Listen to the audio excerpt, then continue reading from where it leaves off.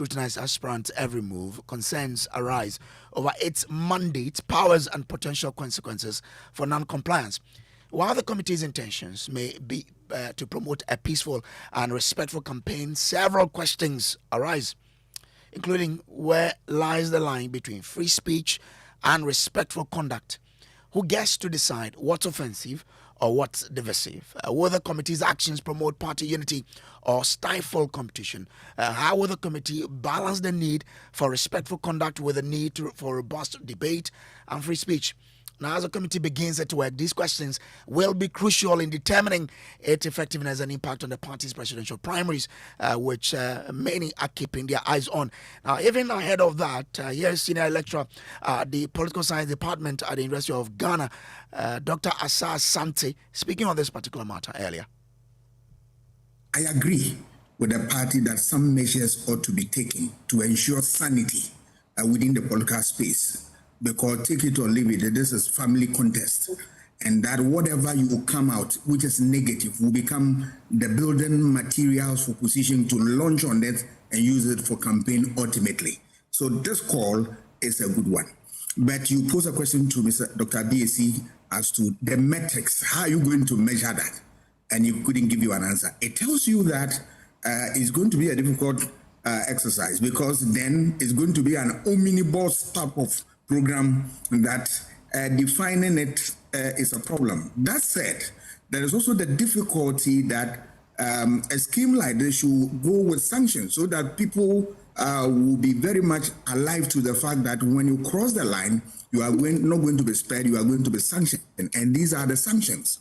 And we didn't get that. So people will take it that it's business as usual, and that when I flout whatever they call rules of engagement, nothing will be, prescribed to me in terms of punishment. And that makes it difficult. Another thing is that how are you going to even, yes, the contestants themselves and then the key spokesmen and all that will stay within the rules. But what about their supporters who are on social media, insulting, attacking, using very uncomplimentary language and all that? How are you going to work?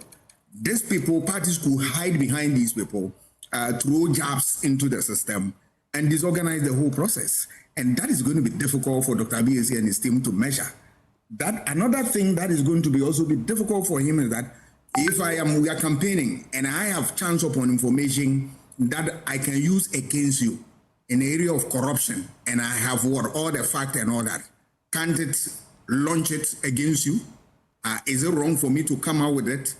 If they want to block this, then I'm afraid that is going to be an exercise in futility, that nothing good will come out. But I know that the party has thought through the thing that is a good thing, and I know it's also a good call. But there are difficulties, one, with measurement, two, enforcement, and three, we have also seen time and again that the party comes out, don't start campaign now until we do this, that. People cross the line and no punishment is given to them. So this time, what is going to be different? I don't know. Dr. Gyasi and his team has a Herculean task if they want us to believe that this one will come out with something different and it will bode well for the party. Well, my colleague Michael Ashley joins me with details of a statement released by the MPP's National Council of Elders on this development. Michael, what are the details of this statement? Well, Kojo Brace, this statement is signed by the National Council of the Elders for the NPP, and it tells us that the National Council of the Elders of the NPP wishes to inform all aspiring presidential candidates, members of the campaign teams, and again, the final group of people, the general party membership, that the ad hoc committee constituted by the council to oversee the conduct of the presidential campaigns has commenced its work. It goes on to tell us that the committee has begun monitoring comments, actions, and public engagement of aspirants and their campaign representatives to ensure a peaceful, respectful, and issue-based campaign in line with the values and traditions of the party. Then says that accordingly, members of the party, supporters, and the general public are encouraged that if they come across any utterance, conduct, or social media post by any candidate, spokesperson, or member of a campaign team that is deemed offensive, divisive, or capable of inciting disunity within the party, they should promptly refer the matter to the committee, which such referrals, they caution, should be accompanied by credible evidence and may be made either in writing or through direct communication via phone or WhatsApp. And then goes ahead to state the two key individuals on this committee that people should reach out with if they have concerns or they have comments, they have a report that they want to put across. And these two individuals, Engineer Dr. Kwesi Abiesi, he is the chairman of this ad hoc committee, and then Mr. Mark Opoku, he will be the secretary of the committee, and goes ahead again to give their telephone numbers on which people should reach out to them on. And then a conclusion says that the Council of Elders once again advises all aspirants and their teams to be mindful of their statements and actions during the campaign period. The party's unity and cohesion remain paramount before, during, and after the presidential primaries, scheduled for sometime later in January 2026, Brace. And it concludes by saying that let us work together in the spirit of discipline, respect, and solidarity to ensure a peaceful and united MPP ready for victory in 2028. Because, of course, people have been asking, how are you showing Ghanaians that you are ready to form the next government? So that last line there is very instructed. I will be speaking to the committee itself to understand several issues that we are raising and other people are raising about this particular statement and this committee's work, really. And then also going to the camps to understand this is a warning to all of them. I mean, you know that some few weeks back there have been this whole issues about the way the campaign has become a bit dirty, for lack of a better word. Yeah, and even some people have gone the word to use the word jab. I mean, and some of these questions have been put to some of these candidates themselves who have also responded. Yeah. I mean, I may not want to mention their names, but I'm sure when you will hear from them, some of them pretty shortly, who have said, well, this is an educated, quote-unquote, jab. And the person goes out to say that there's more from where that came from. Interesting. So we'll be delving more into it to find out from the camps what they do make of this move by the National Council of Elders of their party. We'll be joined on the line by the communications, the spokesperson for the Kennedy Japan camp, Kwesi Kwating Esquire, on this. Kwesi, I'm grateful to you for joining us. Now, this is your party elders who have seen what is happening and feel that they want to make sure your party is ready for election 2028 and therefore has put together this committee to try and streamline how you conduct yourselves in the public space. What do you make of this move by your party? Well, thank you very much, and a very good evening to you and the all listeners. I think already the party's constitution provides for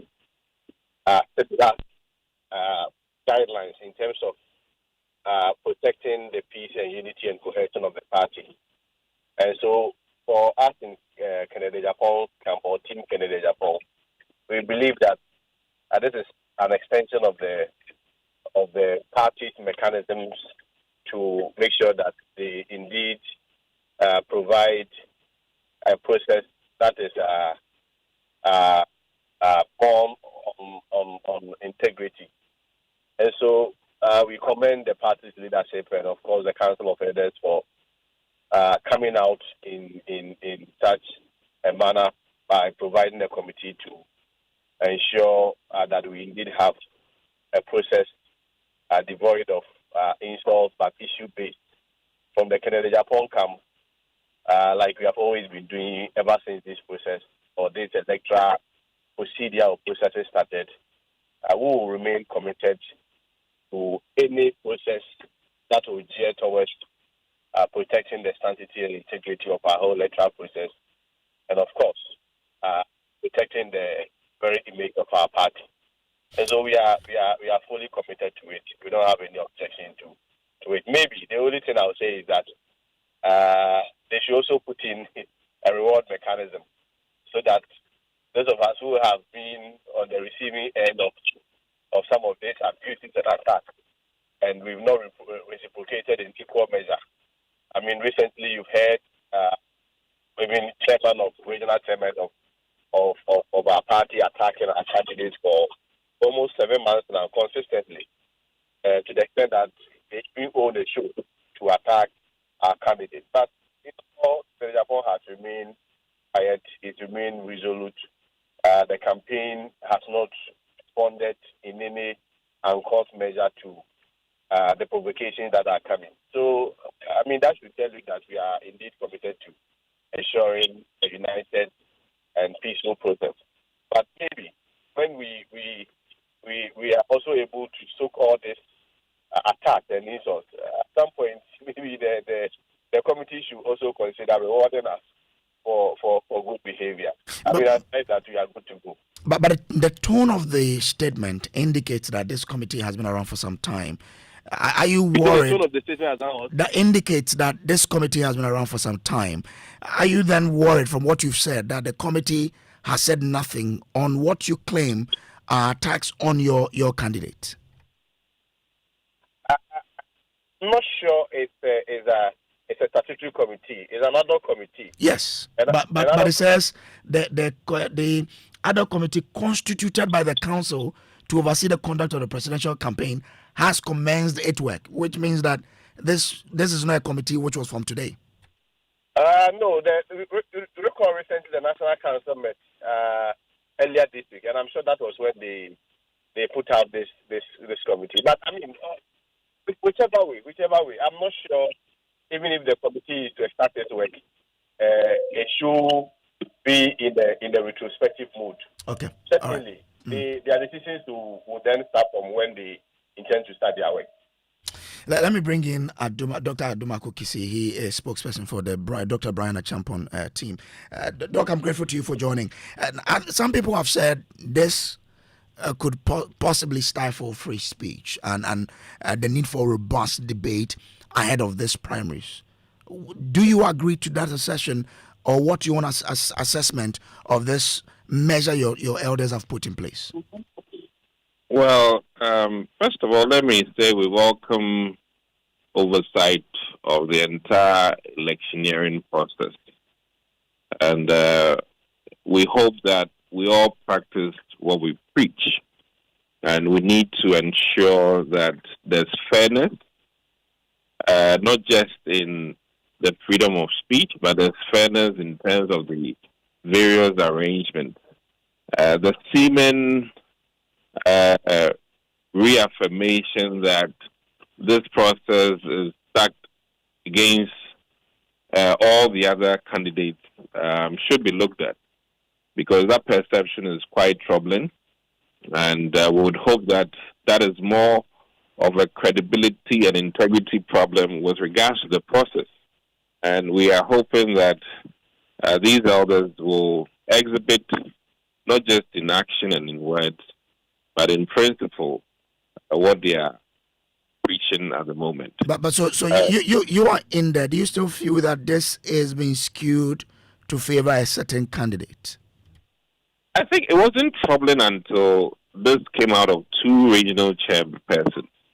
And I think that their commentary serves as an attestation of a perception. And for that reason, I think that the least I was expecting is some sort of, as it is, query for those comments and subsequent action taken to either recuse them of the next 2 or 6 NEC meetings. And I say this with the greatest of respect. And I think that looking for many other sporting and electioneering activities, some of those comments are quite serious. And more importantly, almost bringing the party's electioneering process into disrepute. Who are these two regional? Who are these two regional chairmen? Oh, I mean, this is on video, where the Asante Regional and then Abronya make these claims, and I think these are quite troubling for this journey of electioneering, which is not just a day's thing, but is a series of events. leading to balloting and leading to voting. So They make the claim that this has been skewed towards towards a candidate. well, I mean, I think that is why I'm saying that. Unfortunately, those claims serve as an attestation. You know, there can be rumors. I want to understand what the claims were exactly. Well, if I can be very clear with what I saw, one, the regional chairman in Ashanti claims that, and based on the video, this is not hearsay, that all the top-down approach has been largely due to the fact that it needs to work in the favor of one candidate. You know, and I think that if it is even propaganda, it shouldn't be coming from a regional chairman who happens to be part of NEC. Was this a secret recording?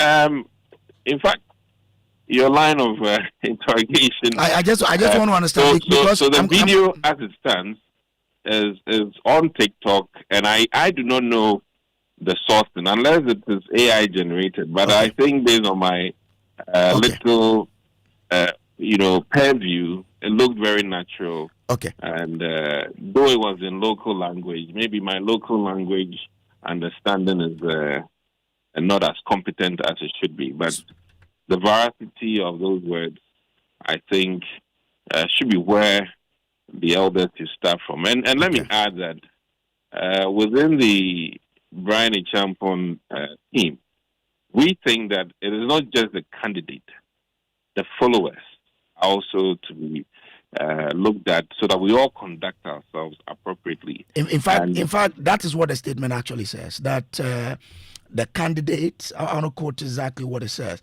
It says that accordingly, members of the party, supporters, and so he says that wishes to inform all aspiring presidential candidates, members of their campaign teams, and the general party membership that the ad hoc committee constituted by the council to oversee the conduct of the presidential campaign has commenced its work. So it encompasses all of you.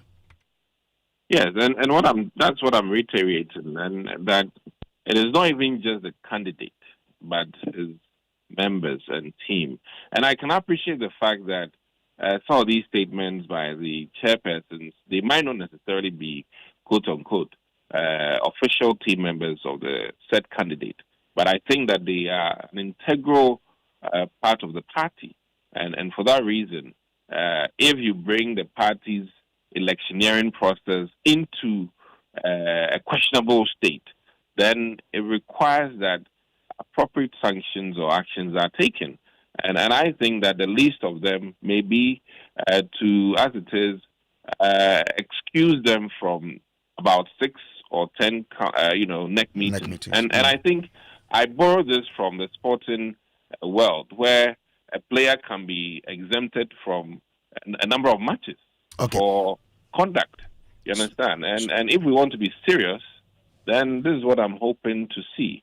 And I also think that you want the committee to go into that particular matter now. I think it is one of the places to start from, to have us have that encouragement that yes, these people are not doing theatrical work, they are not doing lip service. And what I mean by lip service is that you say one thing and you do the opposite. And we're all very senior and experienced politicians, and we know wish-washing and feet dragging. And I want to say this with the greatest of respect to the entire body of the party that we've had issues, and if we intend to transform and reform, then some reformation, though painful, we need to use some people as a way of being a deterrent. So that's Dr. Dixon Adumaku-Kisida. He speaks for the Dr. Brian Champon team. Dennis Marcos Aboja is spokesperson to Dr. Mahmoud Baumia. He's also joining us now. Dennis, so you heard Dr. Adumaku-Kisida. He thinks that for the committee to be seen to be effective, some people must be used as a scapegoat because there are some videos out there that really do not help the cohesion of the party. I mean, do you agree to this by Dr. Dumako Akisi that some people must be used to send a lesson to all of you?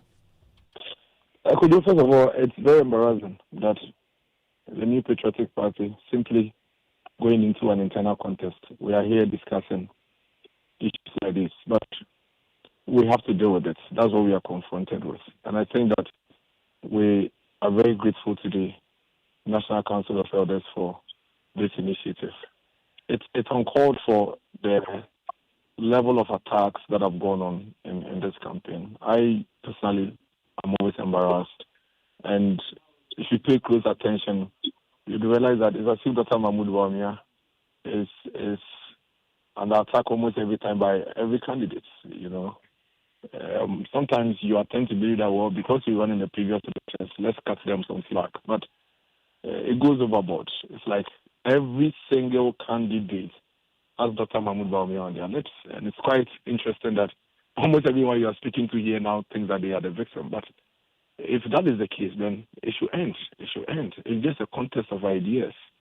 Tell the people what you believe you represent and espouse your strength. And let's move away from all these unnecessary commentary that attack other candidates.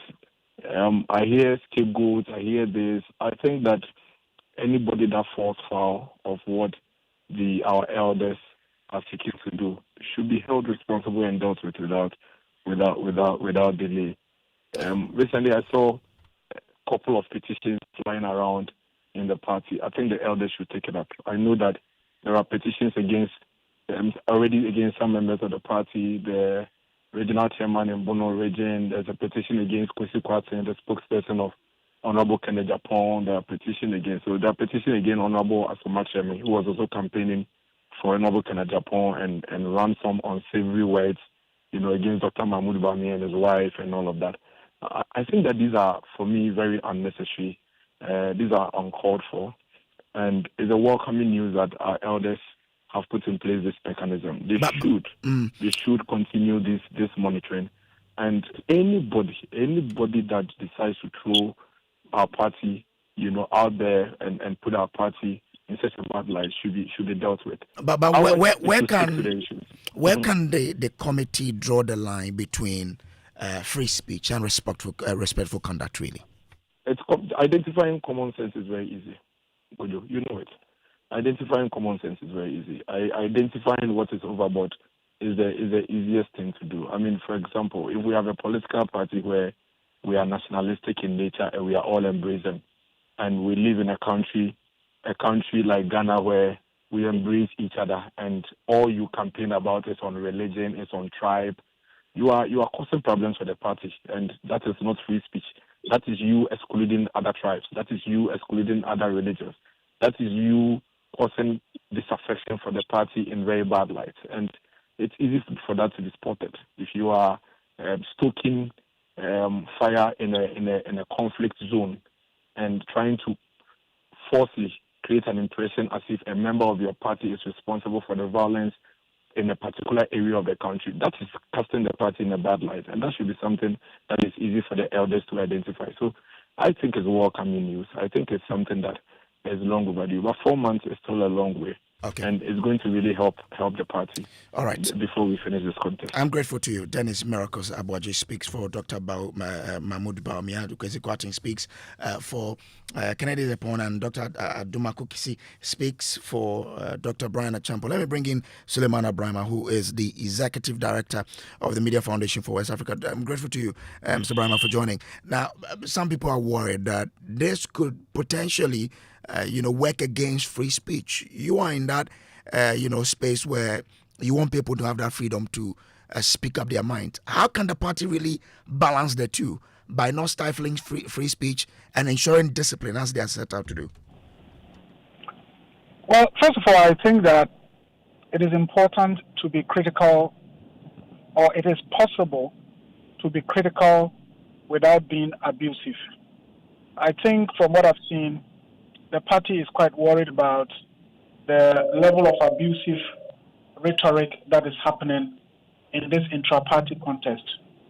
But you see, let me say that it's one of my favorite musicians who sang a song, in Ghana saying, "Oh yeah, Jatabi, oh yeah," something like that.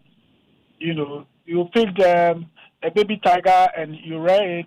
When it grows, it will show you its true colors. I think since 2012, the Media Foundation for West Africa has had a campaign during elections about promoting decent language campaign, issues-based campaign, and all of that.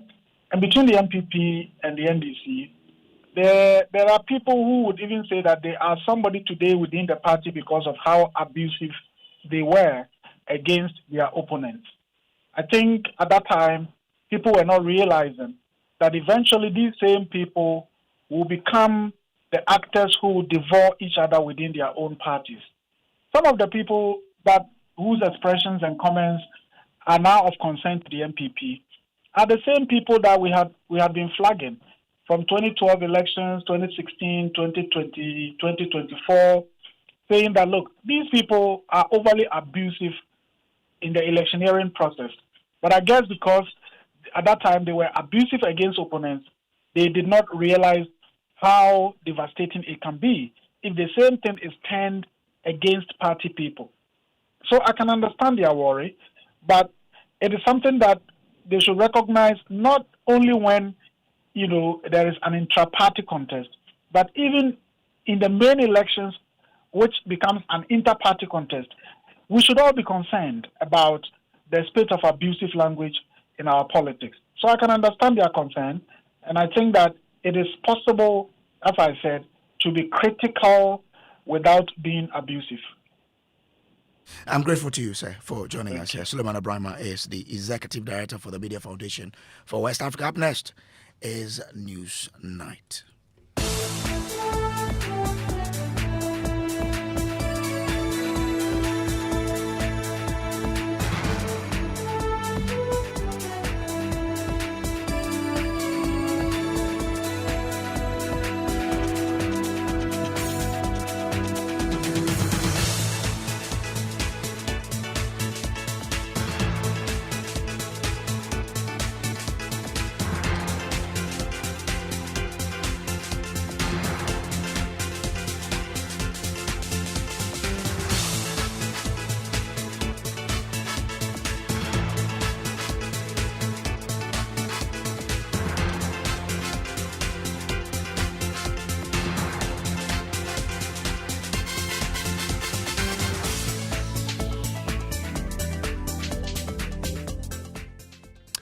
Hello, everybody. Good evening and welcome to News 9. This bulletin is live on Joy 99.7 FM in Accra, Love 99.5 FM in Kumasi, and on over 30 affiliates across the country.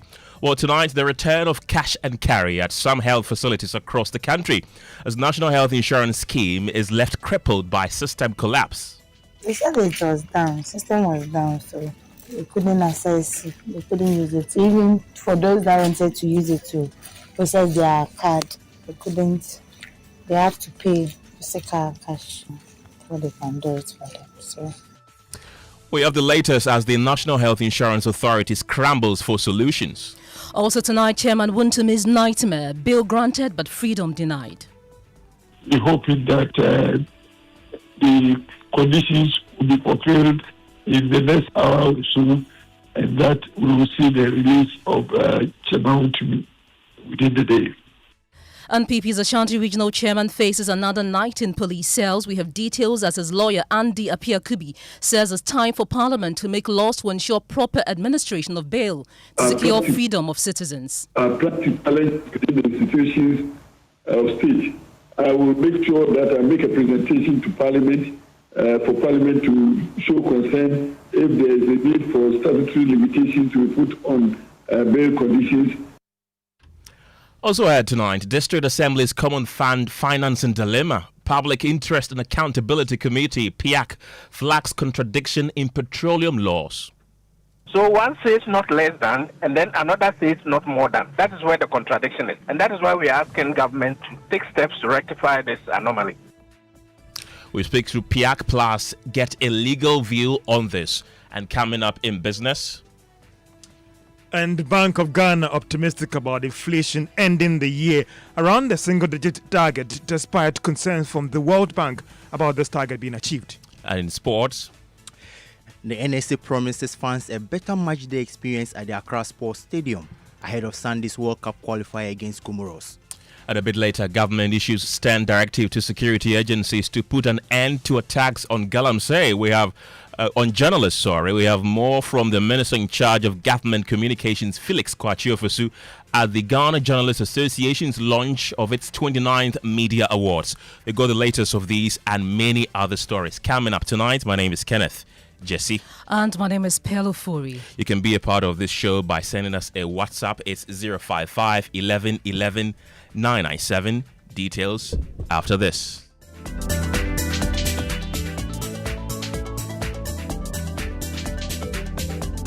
Auntie T, I beg. Auntie T, I beg. Fix me go betete Ghana. No gari, no oil, no plantain, just beans then eggs. Hey, brah, that be dangerous combination, no. Problem no day. I feel handle am. For Telecel, we the Bob say everybody gets what they like. That be why Made For Me bundles day. Based on your usage, if you get your own data packages, falla! Made For Me bundles like the way you the want them. That *530#, then buy Made For Me bundles today. Telecel, connecting energies. Couldn't sleep at night. Mosquitoes will be whining my ears, bugging me all night long. Till I got a remedy. Now I'll be spraying them away with holy insecticide spray. Me I go spray them away with holy insecticide spray. When I sleep, me dana my dog with holy insecticide spray. Holy mosquito coil, holy multi-purpose insecticide spray. Ghana Kron Kron. For bulk purchase, call 0302 681582. This advert is FDA approved. No. You look so relaxed and cheerful these days. What's your secret?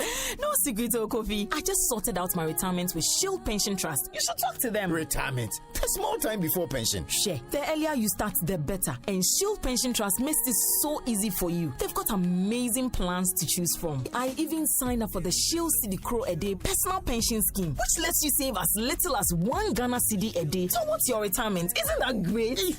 1 Cedi a day. Exactly. And the best part is, I sign up automatically on the Dachia Pomoden plan, which guarantees me medical insurance when I go on retirement. Hey, you've convinced me. I need to sign up now. Kofi is making a move to secure his future and health insurance when he goes on retirement. What about you? Go to Shield Pension Trust or call us now on 050-915-0253 and we'll guide you through securing your pension tomorrow. Shield Pension Trust, into the future with you.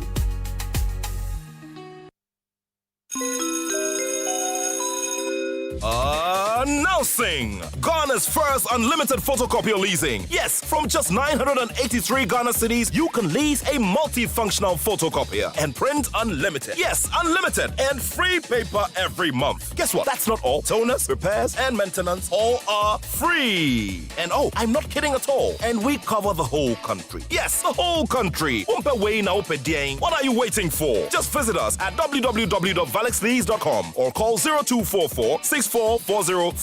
I repeat, or call 0244 644048. Remember, terms and conditions apply. Valix Lease, affordable document management solutions. Hello again. Now, let's do some health stories tonight because cash and carry has returned to many health facilities across the country with the National Health Insurance Scheme left crippled by a system collapse. Patients are being turned away or forced to pay out of pocket. Some facilities have begun improvising by activating manual claims verification procedures. The head of the National Health Insurance Authority, Dr. Victor Bampo, has been left alarmed following a visit to some facilities to assess the impact. My colleague James Aveji joins me in the studio now with more on this unfolding development. James, what has caused this system collapse? Well, Pearl, the NHIS usually rely on a system called the National Electronic Health Records and Hospital Management System to facilitate the operations of the scheme on members and providers. Now, that system is what has shut down now. The digitized platform is not owned or managed by the NHIA, but it integrates healthcare delivery across health facilities. What this means is no health facility can process claims without it, and that is the situation as we speak. We know that the head of the NHIA himself has been visiting some of these facilities. What do we know? Yes, he was at the Ho Teaching Hospital in the regional office of the NHIS. He discussed how the challenge was affecting the NHIS operations, particularly members accessing care without having to pay out of pocket, how providers are processing claims, as well as the possible short to medium term interventions that could be recommended by the stakeholders on this issue. James Oveje, thank you very much for that. Kenneth, there is more? There is more indeed, Pearl, and my colleague David visited the Gbawe SDA hospital and joins me in the studio with more. David, tell us what you found at that particular facility. So I was at the hospital on Tuesday, October 7, and every patient that comes to the hospital, they usually go to the records section where they check for your records and then they verify your NHIS card, and then you can proceed for consultation and other things. But the officials at the records tell the patients that the system is down, and that is all they tell the patients. And according to them, the system has been down for over a week. And so, for example, consultation normally costs 18 cedis for if you are covered by NHIS. But patients have to cough up 54 cedis, which is the full payment for the... They said it was down, system was down, so they couldn't access it, they couldn't use it. Even for those that wanted to use it to process their card, they couldn't, they have to pay physical cash before they can do it for them. So they didn't really say anything, they just told us the system is down and it's everywhere for about 2 weeks. So I heard the nurse was even saying that a gentleman and a wife gave birth in the maternity, and then the prices shoot up, and then the man was complaining bitterly because he thought NHIS will sort part of it. Of course, if the system is down, they have to do something about it, because you cannot afford. It's not everybody that can afford healthcare without NHIS attached to it. So I think 1,500 or so. Yeah, 1,500. I can't really give the figure, but I don't think that I've even gotten to 1,000 or 800 or. David, you also interacted with another patient who had an active NHIS card but was also forced to pay out of pocket. Tell us more. Yes, that was a 73-year-old mother who came there with the son. And so the son tried to explain to me that they are covered by NHIS, but he had to pay everything up front. Coming in on day, once you come in, you will have to drop your card. They'll take you through the process line. First, you drop your card. Secondly, they will go through the system and check whether your NHIS is active and all of that. Then they will process you to go and make payment for consultation. So from there, I was told to sit down for a while. I sat down and waited for some minutes. And then she called me again that the system is not working. So we should still wait a while. So I waited. And then I go back to her and told her, what's up? So she said, oh, the system has been down for a while and it's been like this for a week. So how much did you spend and how much would you have spent? I would have paid less than the 30 cedis for the, I think, consultation or the initial processing. I would have paid less than 30 cedis, but I paid 54 cedis. Okay. Yeah. So, and then how much have you spent so far? I've spent a little over 200 cedis here. Do you know how much? That includes the lab we just did. If the NHIS were to be active, I would have paid less than 150. Mm-hmm. Yeah. I didn't know the system is not working. I would have prepared a lot more, but then coming in and then the system is not working, it means that the amount of money I carried will not be enough to go through everything here. It's not enough to say the system is not working. If there is a manual bypass that can be done to process that I have been here, that would be better. But then to say the system is not working, so I'm left with one choice: just to pay as an uninsured. Meanwhile, I have actually paid for a service that I'm supposed to enjoy. Yeah, and today I'm bringing it's a regular routine, so I have a pretty much idea on how much to spend each time I bring my mother. And Kenneth, will expand this conversation later in the bulletin. We are trying to reach the Christian Health Association of Ghana for their response. We're also trying to speak to the Ministry of Health and all the relevant authorities that we can speak to regarding this matter. Kenneth?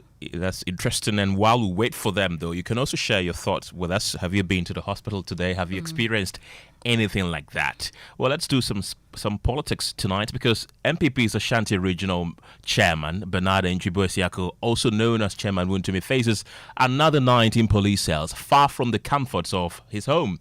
Despite securing a 25 million cedis bail bond, the verification process remains incomplete, casting uncertainty over his release.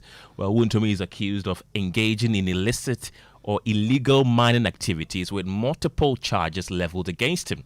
He maintains his innocence, pleading not guilty to all counts. Well, lead counsel for Chairman Wontumi, Andy Apiakubi, told Joy News earlier that they are working to fully execute the bail today.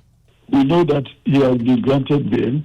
We have been able to meet the conditions of the bail, except that the processing of the order is that which is delaying. And I mean, the execution of the order itself requires that they verify the properties used in the verification and subsequently also confirm the valuation attached to the properties. And these are done by state institutions. The delay is coming from those state institutions, and the difficulty that we have in meeting such challenges faced by the state institutions. One of such institutions is the Lands Commission that does the verification. In one of the properties we submitted, there were difficulties in locating the registration file. I'm told that it has been identified now, and the report is being sent to the registrar of the court. In the case of the Architecture and Engineering Services Limited, these documents have been sent there. They've conducted the various visits of various sites, and they are currently doing their reports. I'm told that the reports will be ready anytime soon and will be sent to the registrar of the court. So tentatively, we're hoping that the conditions will be fulfilled in the next hour or so, and that we will see the release of Chairman Wontumi within the day. And there is more from Andy Apiakubi. He says there are serious bottlenecks in the bail administration that incarcerate so many innocent people and deny them their liberty. He says he will petition Parliament, the judiciary, the Ghana Bar Association and other stakeholders to improve the bail administration. Practice challenge within the institutions of state. I will make sure that I make a presentation to Parliament for Parliament to show concern if there is a need for statutory limitations to be put on bail conditions. They let them. We will also make a presentation to the judiciary through. I'm going to petition the Ghana Bar Association to make a presentation to the judiciary for us to consider how do we deliver justice to accused persons who have not yet been pronounced guilty when they apply for bail, and the conditions that are attached to the grant of bail, and how fair these are.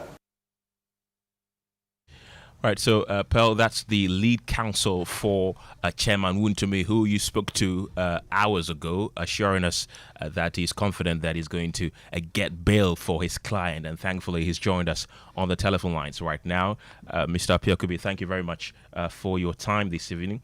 Or rather, we have Enoch Afakwa, who is also part of the councils for the embattled Ashanti regional chairman of the MPP. Thank you very much for your time this evening. Your colleague Andy Apiokubi gave the assurance that your client is going to get bail today. Is that process on course, or is he going to spend another night behind bars? Yeah, it's unfortunate that Mr. Benedict and his co-accused are going to spend the night again in custody. What went wrong? Yeah, it's seemingly a bureaucratic process. So we have forwarded all the necessary documents as ordered by the court. As far as the surety and the property that needs to be attached to secure the bail are concerned.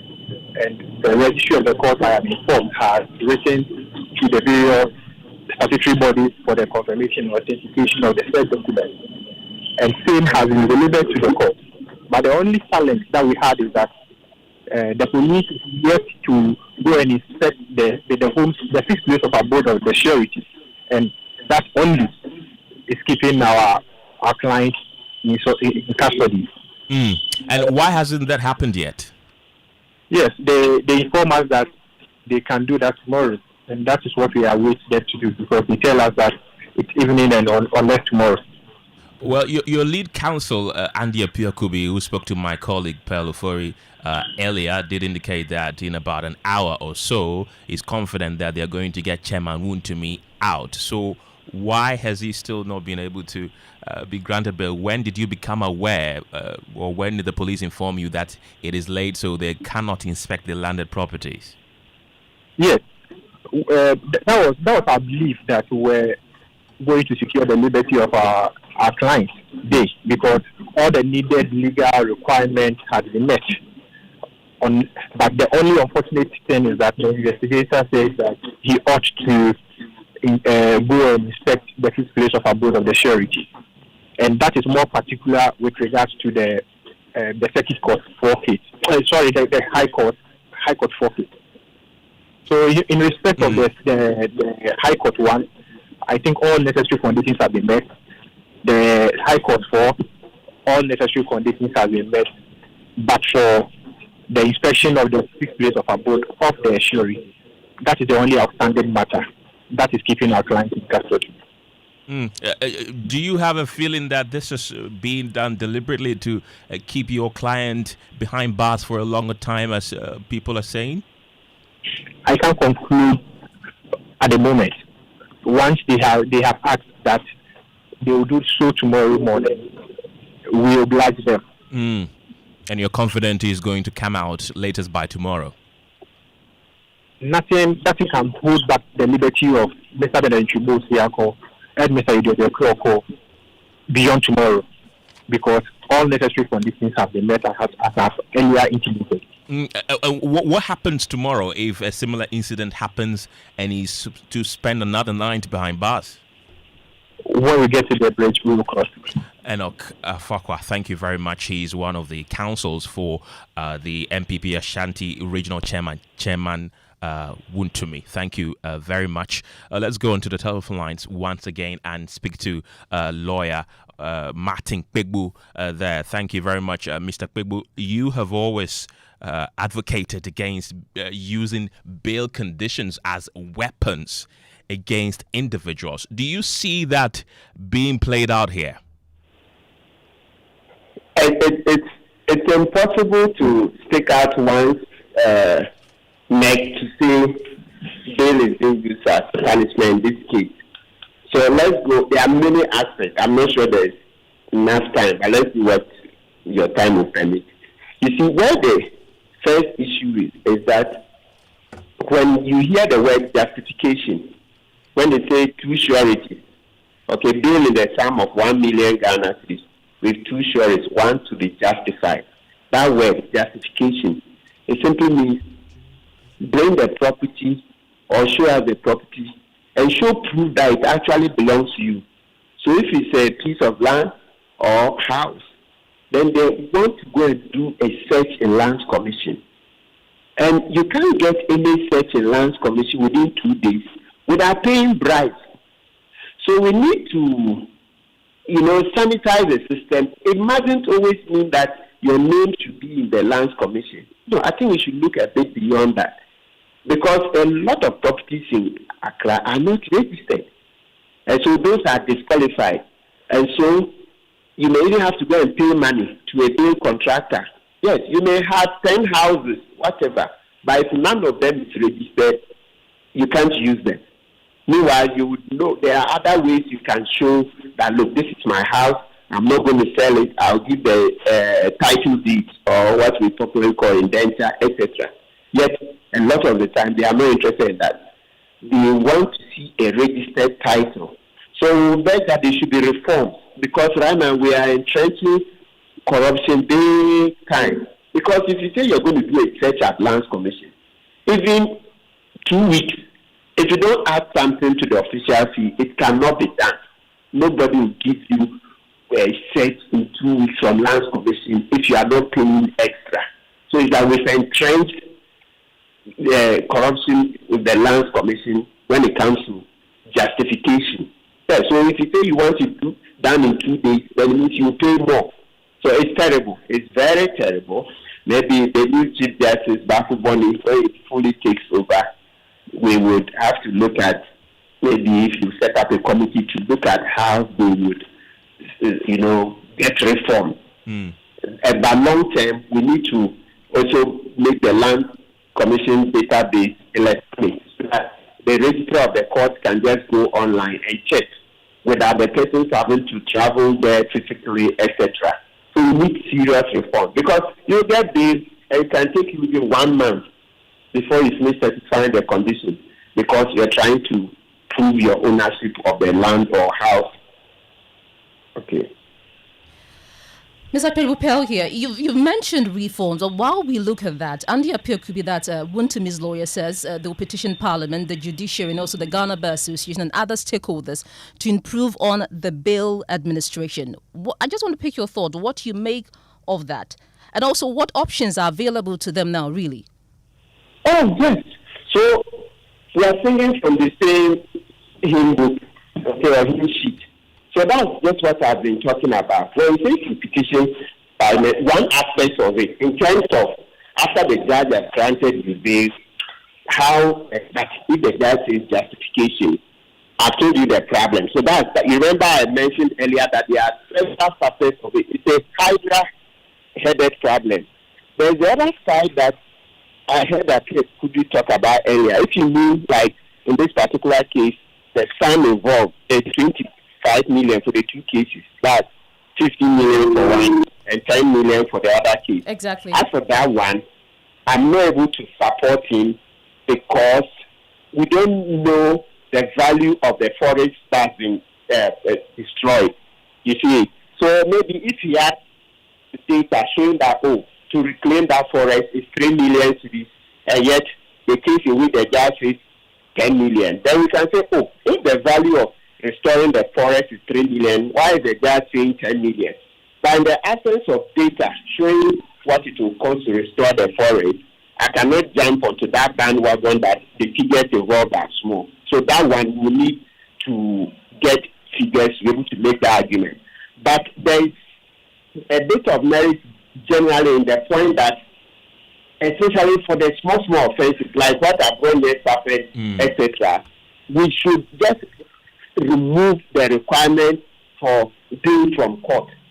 We should be able to let the police just grant them bail, because right now, from the way we've done it, we say when police refuse, then take the person to court.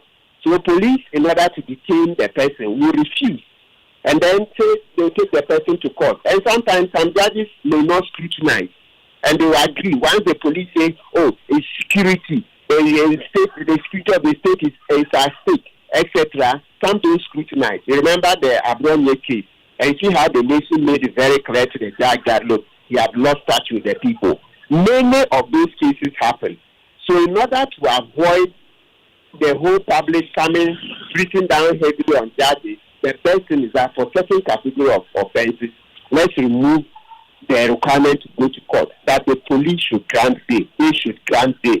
And the Mlevo has a Facebook post on it. When the Abranya case came, maybe you should interview him. He has very laudable ideas. Yes, he has a Facebook post where he's asking for law reform. I mean, you have the Mlevo former Auditor General. Even apart from the point that we should grant bail, police should grant bail without having to go to court for the misdemeanors. He's also even asking for time limits for the criminal cases. Yes, if you Google, you'll find his story, and then maybe I think you should interview him so that he will continue the debate. I have been interviewed on the back of his interviews. Martin Prebu, private legal practitioner, thank you for sharing your expertise with us. Well, Pearl, a pressing issue has emerged in the management of petroleum revenues in Ghana as the Public Interest and Accountability Committee, PIAC, points out contradictions in laws governing the distribution of funds to the District Assembly's Common Fund. Well, the Supreme Court has previously ruled that at least 5% of the annual budget funding amount should be allocated to the District Assembly's Common Fund. However, the newly amended Petroleum Revenue Act caps this allocation at a maximum of 5%. Creating a discrepancy that needs to be addressed. My colleague James Aveji joins us in the studio with more. James, quickly run us through the findings that were made by the Public Interest Accountability Committee. Well, Ken, the committee says although there's been compliant with Section 213B of Act 815 as amended by Act 1138, the disbursement of 1.26% of the annual budget funding amount to the District Assembly Common Fund is inconsistent with Article 2522 of the Constitution as interpreted in a Supreme Court case as well. Now, an amount of 1.86 million US dollars, representing 1.26% of the ABFA, was disbursed to the District Assembly's Common Fund pursuant to Section 213B of Act 815 as amended. However, the fund did not expend its disbursement during the period. Now, during this period under review, the Assembly's Common Fund reported that projects had been centrally earmarked to receive funding from the ABFA. This practice, they say, is not compliant with Article 2523 of the Constitution, which requires that monies accruing to the Assembly's Common Fund, District Assembly's Common Fund, shall be distributed among all the district assemblies. And what are PIAC's recommendations on this particular issue? They are advising that District Assembly's Common Fund should comply with that article of the Constitution, which is a 2523, and also distribute the ABFA funds allocated to it to all the MMDAs. And this, we are talking about the Directorate of the District Assembly Common Fund here in Accra. Additionally, the Ministry of Finance should develop more comprehensive guidelines for the utilization of the ABFA allocated to the Assembly's Common Fund and ensure that the Common Fund complies with the guidelines, and that all the projects to benefit from this disbursement ought to be selected and implemented with the involvement of opinion leaders and stakeholders at the assembly level. And the funding from start to finish must be labeled as ABFA funded project. Also, for the period under review, that no expenditure was incurred under government Big Push program towards infrastructure development from petroleum revenue under, even though an amount of 146.36 million was allocated. The recommendation included that the committee reiterates its earlier recommendation that the nation should develop a broad-based long-term national development plan approved by Parliament to ensure continuity in the utilization of its resources for development, including the ABFA. James, thank you very much. We go on to the telephone lines once again and speak to Richard Elima, who is the chairman of the Technical SAP Committee of PIAC. Thank you very much for your time this evening. Given the fact that the Supreme Court has already directed full compliance with this requirement of 5% minimum allocation to the District Common Fund, what concrete steps has PIAC taken or plans to take to ensure the Ministry of Finance is held accountable for this regarding this rule? Well, thank you very much. It is instructive to know that we have won the attention of the Ministry of Finance to this inconsistency as indicated in our report. Indeed, we had a validation exercise where the Ministry of Finance was represented, and then we raised this issue. The District Assembly Common Fund was also represented, then we raised this issue. So we are hoping that the Ministry of Finance will take it up and then, together with the relevant agencies, begin the process of aligning the amended law with the constitutional provision to eliminate the inconsistencies that we have identified. And how is PIAC collaborating with the District Common Fund Secretariat, Parliament, the Auditor General to try and close the gap between the constitutional mandate and really the actual petroleum revenue disbursements that we found out? What we usually do is to engage all these institutions that you've mentioned. And in fact, they are all part of our reporting institutions. We take data from them in the process of producing our annual report. So they are fully aware of these issues that we have raised. So as I said earlier on, we are expecting that the Ministry of Finance, as more or less the parent ministry, will take the concrete steps to address these problems. And from PIAC's assessment, how has this shortfall in the allocations to the District Common Fund affected the development projects in these districts, particularly in sectors like education, infrastructure, health, and so on? In the first place, there is a lack of equity in the distribution of the funds. The current practice where funds are centrally distributed and then they decide where to send the money to. It's inconsistent with the constitutional provision where every district in the country is entitled to a percentage of the common fund. So there is a lack of equality in the sharing of the national key. Secondly, key social services, as you mentioned, education, health, water and sanitation, etc., are all going to be affected because the assemblies are not going to have enough revenues to implement these key projects at the local level for the benefit of our people. Richard Elima, thank you very much. He's the chairman of the Technical SAP Committee of PIAC. And it's now time for business, and George Wiafe is here with the latest. George, good to see you. What's happening? To see interesting development. When I heard the story about PIAC and attaching or identifying projects funded by PIAC, I remembered the HIPIC projects. Remember at a point in time, certain projects, you saw the buildings being painted as this is a HIPIC benefit project.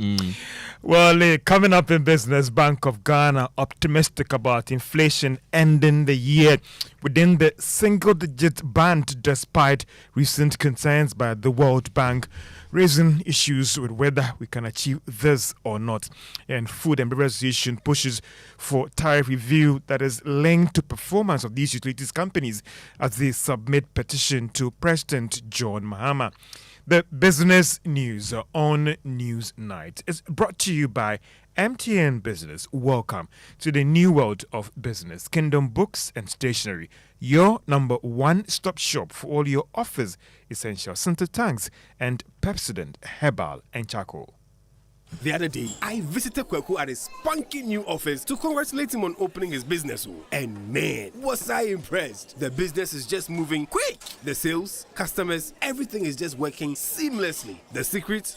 He said, "It's MTN Business Broadband. In this fast-paced environment, we need fast and reliable internet to support all business types. No laggy online meetings, great download and upload speeds, impeccable business management systems, all inclusive. I mean, you can have it all." Sharp! I signed on immediately. To enable your business stay ahead and stay connected, make sure you're signed on to the best internet made just for businesses. MTN Business Broadband. Sign up today on broadband.mtn.com.gh and manage your account on my MTN app. Call 0244 308 111 for more information. MTN. Son, we are so proud of you for setting up this hospital. I really love those hospital beds and waiting chairs. By the way, did you import them? No, Dad, I didn't. I actually got them from Kindle Books and Stationery right here in Ghana. Wow. We also bought our office supplies, safes, executive desks and chairs from Kingdom, and they gave us expert advice on how to set up our office. Guys, that makes 3 of us. I also got our sofa and bedroom sets, plus our dining hall furniture for our new home from Kingdom. Wow, Mom, that makes 4 of us. I usually get my stationery items from Kingdom, and my teacher also mentioned that our classroom furniture was provided by Kingdom. So there you have it. Whenever you're thinking about setting up an office or acquiring furniture for your home, etc., Kingdom Books and Stationery should be your first port of call. With over 40 years experience in the industry, we stock and supply a wide variety of global sourced office and home furniture, stationery and equipment. Visit our head office, Takweje, Osu near the Osu Cemetery, Temania Community 4, Takoradi opposite Vijay Mays Plaza, Cape Coast University Bookshop, Spintex Road near Absa Bank, Atomic Center Point Mall, Winneba University Campus, KNUST, the University Bookshop, and Santasi in Kumasi. You can also visit our shop online, www.kingdomstoreonline.com. Hurry while stock lasts. For further inquiries, contact us on 050-162-0810 or 0302-764-101. Email info@kingdomgh.com. Kingdom Books and Stationery Limited, where quality and affordability is assured. Terms and conditions apply.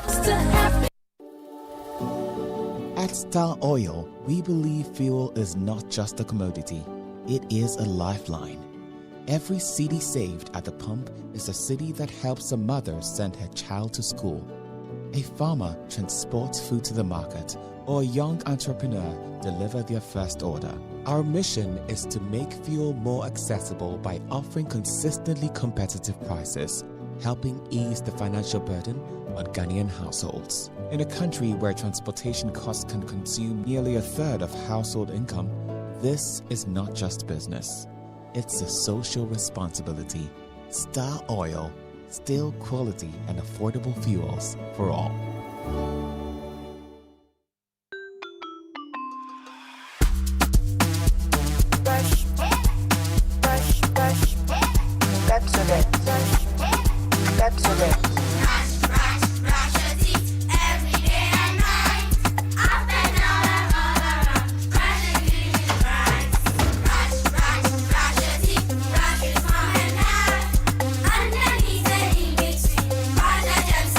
Brushing gets more fun with your kids with the new Pepsodent Kids toothpaste. Give your smiles protection that lasts. Grab yours today from a store near you. This advert is FDA approved.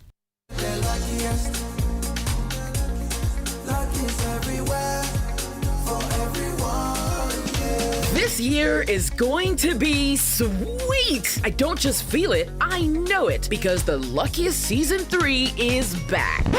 And I'm about to show you how to grab your golden ticket. Just dial *712# and follow the prompts to purchase your ticket. Or go to theluckiestafrica.com, hit community tickets, and pick your lucky number. Or let the system do its magic. Choose how much you want to spend from 1 to 5,000 Ghana cedis. You can even buy a ticket for someone else. Be someone's hero. Payment? Easy. Mobile money in Ghana or card if you're international. One ticket can turn 1 cedi into 500 times more. That's smarts we love. Or your community could win 10 times more. So let's get lucky together because luck is everywhere.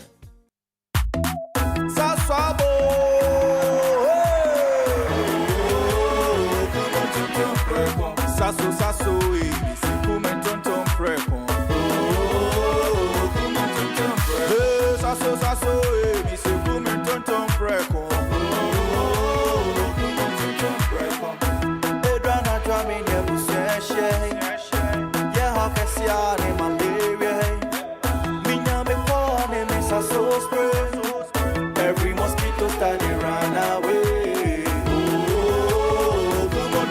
preko. Sasso sasso, me se kume tonton preko. Oh, kume tonton preko. Sasso, kum tonton preko. Nani shamne die e demonstronko. This advert is FDA approved. You welcome back to Business on Newsnight. Now, the Bank of Ghana Governor Dr. Johnson Isiama has maintained that he still remains optimistic about inflation ending the year within the single-digit target. Now, the assurance from the Governor of the Bank of Ghana is coming at a time that the World Bank, in a new report, is warning that Ghana would end the year with an inflation rate of about 15.4%. But at engagement with chief executives of Commercial Bank, Dr. Johnson Isiama says the Bank of Ghana is firm on this forecast. On the monetary policy decision and the outlook itself, on the back of this progress and in order to support the disinflation process while nurturing growth, the MPC voted to lower the policy rate by 350 basis points to 21.5%. This is the third rate cut in 2025. And this reflects confidence that inflation will remain within the medium-term target band of 8 plus and minus 2% by the end of the fourth quarter. And that is Bank of Ghana Governor Dr. Johnson Isiama. Now, the Food and Beverage Association is pushing for any tariff review to be tied to performance of these utility companies. This performance contract should be between the Electricity Company of Ghana, Ministry of Finance and the Public Utilities Regulatory Commission, as well as the President. These proposals were captured in the petition submitted to President John Mahama today. Chairman of the association, John Awoni, has been speaking to Joy Business after this exercise.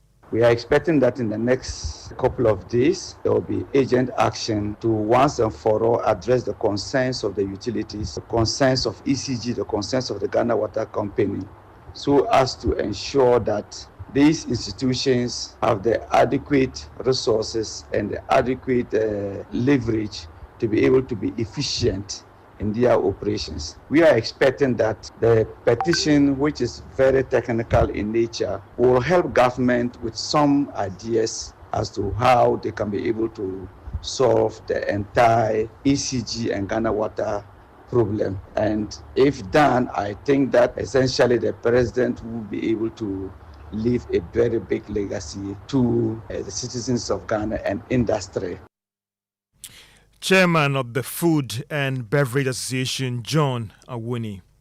Now, economist Professor Peter Kota has described as prudent government pledge to fiscal discipline post the IMF program conclusion. Now, Ghana is set to end the IMF program in May next year. However, there are concerns about whether we'll still have prudent spending after this program. Professor Kota says that he is convinced by the fresh assurance coming from government. It looks like we tend to perform better under an IMF condition than when we are on our own. I think that's a sad situation. Let's reverse this. The IMF is a partner, which is good, but to the extent that we cannot take the hard choices, we cannot be fiscal disciplined, and I hope and pray that we would learn from this and then post-IMF program, we would be for fiscal discipline so that we don't find ourselves borrowing all the time to finance our expenditures. We have to ensure that there is value for money in spending. We have to ensure that we live within our means. There are a lot of unemployed, but we need to be careful as we manage our resources for posterity's sake. Economist Professor Peter Kote. Now, successive governments haven't done enough to deal with the inherent challenges facing the oil sector, despite affecting fresh investment into that area. Now, that's the view of energy expert Benjamin Nsia. It is coming after the Public Interest and Accountability Committee report revealed that the sector hasn't attracted any fresh investments since 2018. Mr. Nsia noted the situation is worrying for the economy and other areas connected to that sector. I think that since 2016, we've attended 14 roadshows showcasing why we are the investment destination, yet we've not been able to sign any PA. And it is still because of,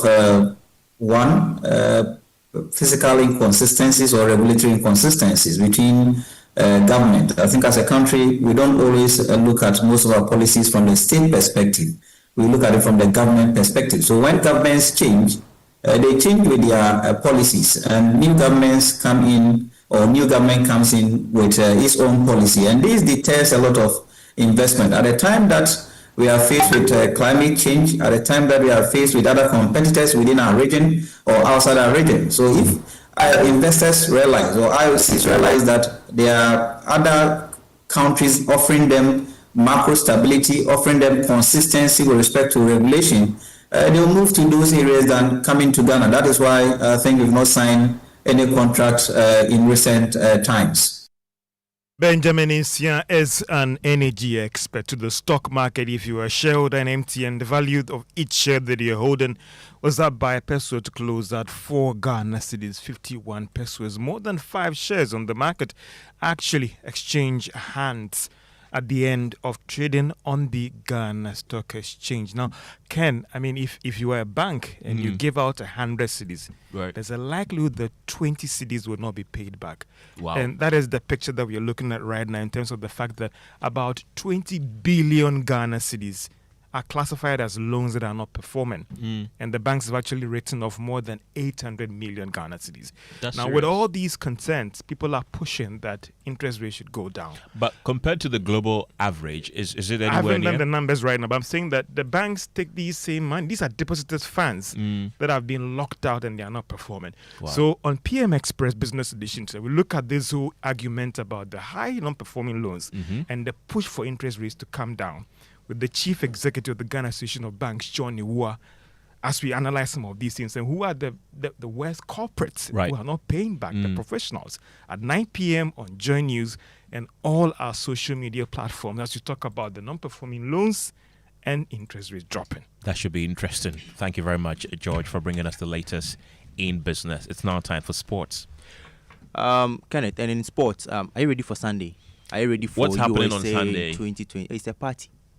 What's happening? Whose party is that? Ghana. Because Ghana qualified for the World Cup. We've not yet qualified officially, but we are 99.99999%. The team would have to beat us about 8-0. I hear. The permutations are impossible to happen. Yeah. So okay. Yeah. So the National Sports Authority has assured fans of an enhanced matchday experience at the Accra Sports Stadium ahead of Sunday's 2026 World Cup qualifier between Ghana and Comoros. The Black Stars will wrap up their World Cup qualifying campaign on Sunday after thrashing the Central African Republic 5-0 in Morocco on Thursday. All eyes are now on the decisive encounter against Comoros, with just the points needed to secure Ghana's 5th World Cup appearance. Director General of the NSA, Yawan Pofwankra, has promised fans a better experience on Sunday. There's a lot of work that goes on that you may not even see with your naked eyes. And we've been encouraged to be innovative and to think outside the box. I think that's what, the man who appointed us here has asked us to do. We cannot complain about lack of money when we have the means to put in place modalities to get funding to fix what we can. Obviously, beyond a certain threshold, we cannot do that. But what we can is what we're trying to do to make sure that you have an experience anytime you come to the Accra Sports Stadium. And on Sunday, you see an elevated experience again. We can't do it all. It's not Stamford Bridge or Emirates or Anfield, but it is Ghana's Wembley, and we need to make sure that we protect that image and integrity. So yeah, that's it for sports. Will you be there on Sunday? I wouldn't, but I'll be monitoring from afar. Yeah, you should have your champagne by you so that after the game we party. Yeah, USA, right? Yeah, USA, Canada, and Mexico. Yeah. I pray we qualify. Thank you very much for bringing us the latest in sports. You're still listening to News 9 here on Joy 99.7 FM in Accra. We're also live on Love 99.5 FM in Kumasi and on our numerous affiliates across the country. And here are some of your messages you've been sharing with us. This is Douglas from Dansuman. He says, my mother was at Dansuman Polyclinic Hospital for only 2 days, which she was covered with the NHIS, but we were made to pay everything from our pocket. And she is over 70 years. Government has to really take a look at the health centers, or the minister must be on their toes. And this is also another one coming in. It says about the cash and carry issue. It is real. I went to Kojo Central Hospital Dental Clinic last week, and those who came with NHIS were asked to pay from 60 to 75 cedis, depending on the age of the person, with the claim that the network was down. And another one says Chairman Wuntumi needs to be sanctioned with his comments. How would he join to campaign should his candidate fail to win? So those are some of your messages that you have been sharing with us on our WhatsApp console here on Newsnight. And let's bring you more stories tonight, because the Minister for Sports and Recreation, Kofi Adams, has ruled out assertions that government will impose a direct tax on Ghanaians to finance the new Sports Development Fund. Establishing a dedicated fund to infrastructural and athlete development has been part of the NDC's manifesto commitment prior to the 2024 elections, and already the Sports Ministry has begun processes to get Parliament to approve the fund for full implementation. And contrary to earlier sessions that government will impose a fresh tax on Ghanaians to roll out the fund, the sports minister says already existing sources of revenue, including player transfers, gate proceeds, and others, are going to be levied for this purpose.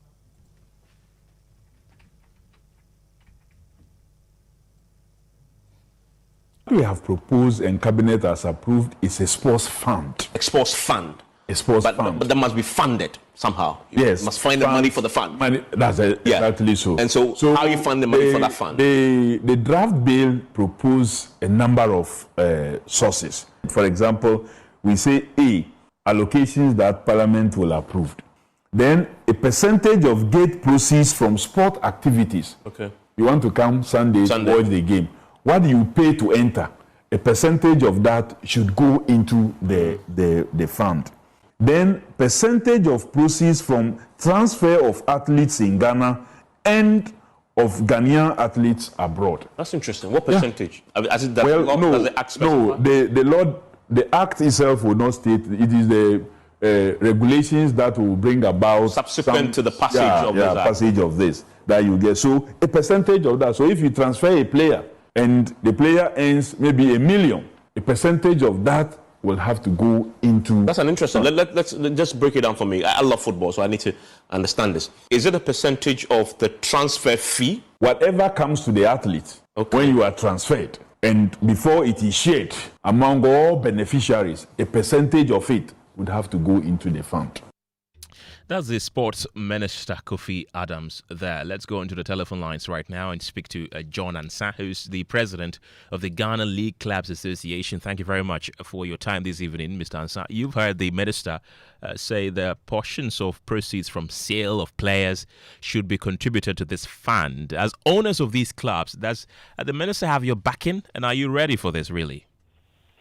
Yeah, thank you very much. Good evening to your players listening. My position is not president, it's a chairman.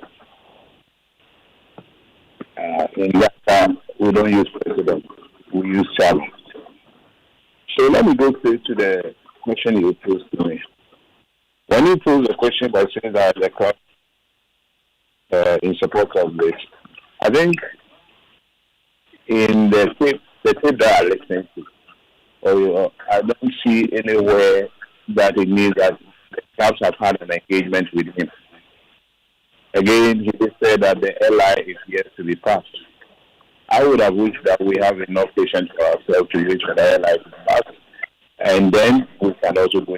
It is in the preparatory ground.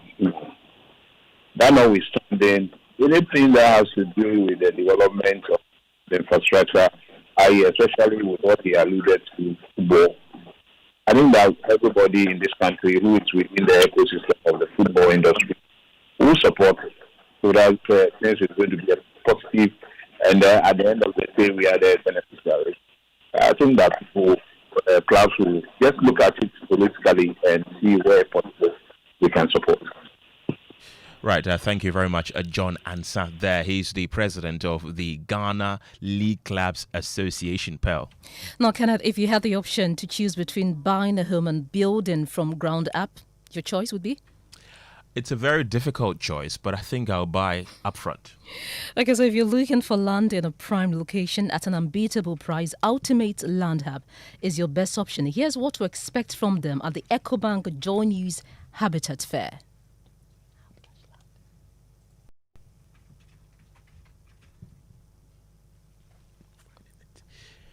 Right, Pearl, like I mentioned earlier, it's going to be interesting, though, because while you try to build from scratch, usually what happens is that when there's a lot of, there's price fluctuations, inflations happen and all that. But if you have the money to pay upfront and buy a new home, that is good. But it also comes with its disadvantage as well. And, these and more are what you should expect when you come to EcoBank Habitat Fair, which is coming up very soon. These and more questions from are the going to be 23rd to the 26th of this month at the Accra International Conference Center. These questions are going to be answered, whether you want to build up front or whether you want to start building from the ground, which could take you several years to complete and all that. And these are very, interesting decisions that you would have to make, provided that you have the means for it. And that brings us about to the end of Newsnight tonight. My name is Kenneth.